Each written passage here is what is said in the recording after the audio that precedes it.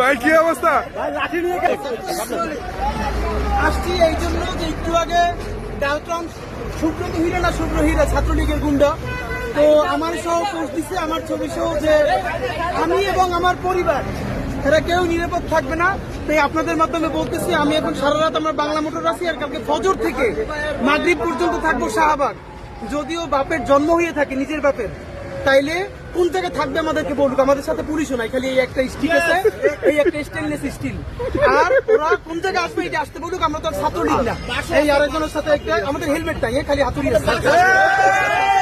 সুতরাং ওরা যদি বাপের জন্ম হয়ে থাকে কোন জায়গায় আসবে এটা বলুক, পুলিশ ছাড়া আমরা সেখানে যাবো, বাকি আল্লাহ ভরসা। ভাই সামনে পাইলে কি করবেন? সামনে পাইলে এই যে আল্লাহ ভরসা, আল্লাহ ভরসা ভাই, আল্লাহ ভরসা। সাইড দাও